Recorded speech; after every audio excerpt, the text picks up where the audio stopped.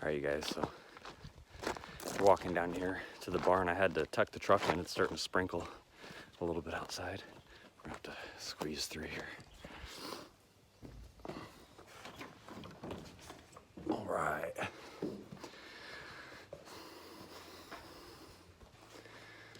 So we're gonna set up the camera, kind of get a good viewer angle for you guys. The first things first is we're gonna have to pull that tire off of there. That way we can get into the spring and the shock.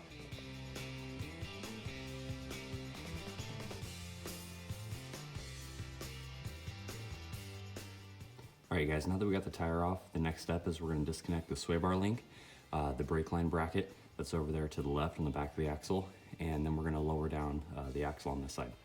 One tip is that you can do this with the other tire installed still. It helps to have kind of a pivot angle to lower the axle down further. So as you can see there, I kind of ducked out of the way when slapping that sway bar off that link. It puts a lot of tension on the bushing and the bushing cap, so you want to make sure that you're away from it, because if it does let loose and pop you in the face or ricochet off something, it'll get you pretty good. Next step that we're going to do is we are going to take off the upper shock tower mount.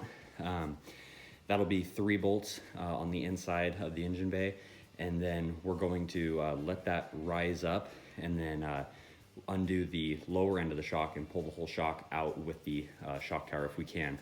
If not, we'll just pull it all out up through the top regardless.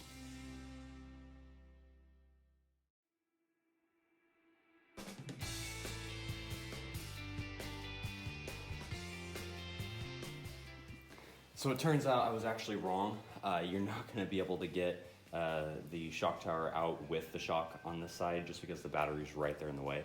So what I'm going to do is I'm going to leave the shock fastened on the bottom, and I'm actually going to disconnect the top of the mount and try to roll it off over the top of it, and then pull the shock out by itself once the bottom's loose.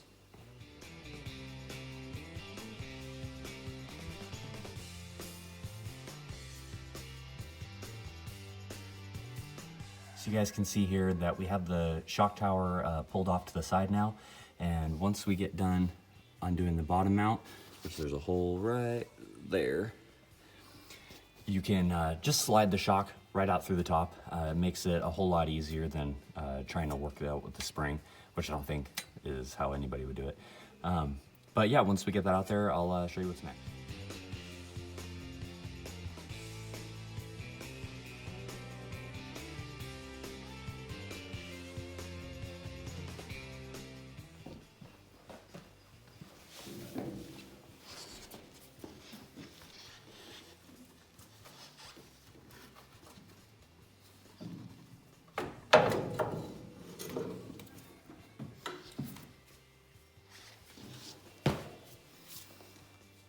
If you guys do have any trouble getting these out, the bolt that's on the bottom can be kind of finicky. It actually runs out of thread before it comes out of the hole. I just put a little bit of pressure on the shock and then slowly let the threading back itself out. It'll kind of catch inside of the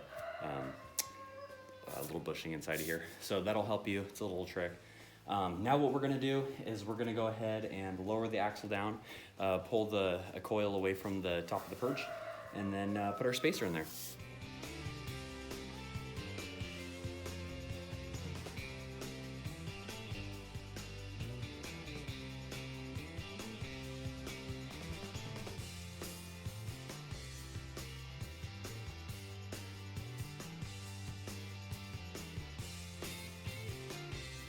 So sometimes it can be kind of difficult to get the axle, especially on this passenger side, lower down enough to the point that you can actually pull the coil out or even just pull your spacer out. My truck already had like a little 2-inch spacer in there, so that'll come out and be replaced with a Rough Country 2.5-inch. But one tip that I saw, jack and putting it between the axle and the frame rail, and that worked great.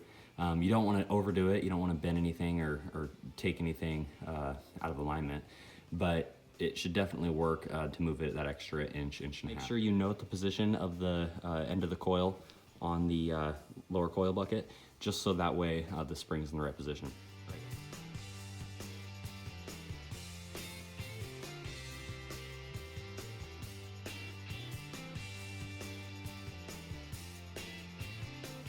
So So once you get the spring position back in there, you can go ahead and take that bottle jack out and raise the axle back up. As you saw when I had that bottle jack in there, I didn't have it quite down far enough with the extra space of the spacer, so we had to crank it down a little bit more.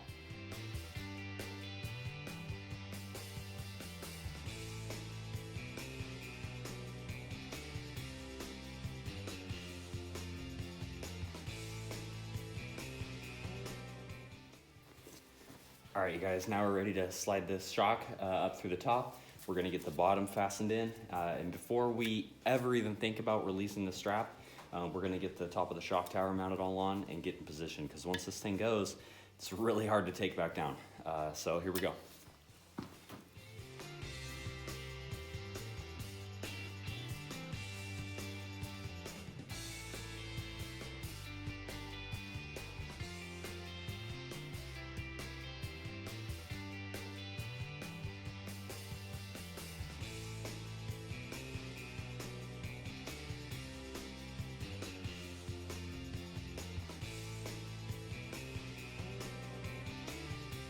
Okay, so we're actually not gonna cut the band. What we're gonna do is we're just gonna roll that black plastic cap right off the top with a pair of pliers.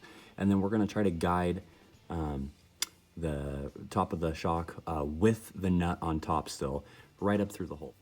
So using these trusty little Nipex here, we're just gonna roll that off the top. You see the shock start to shoot up. We're just gonna get it right up in that hole. Nice. And then you go ahead and just let it rise all the way up.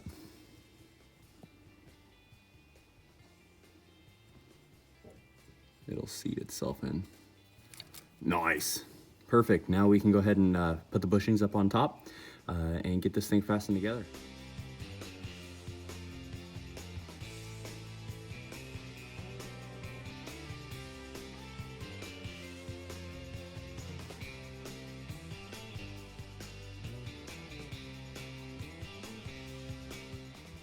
All right, you guys, so like I said, there's really nothing to it. We got the tire mounted on right now. It probably was like, you know, an hour, including messing with the camera and stuff like that. So install time is pretty accurate. If you were using just purely hand tools, you could probably add another half hour to that, just the little time it takes to get your wrench or your ratchet in wherever it is. Having an impact gun saves you a lot of time. If you guys like this video, I hope you found it helpful. Please shoot me a subscription, you know, thumbs up if you like it, thumbs down if you don't. Let me know in the comments if you'd like to see some other stuff done to this truck. I've got a lot planned for it, but I'm always ready for input, so thanks guys. All right, you guys, and here's how she sits now. I think she's pretty level, even closer than she was before.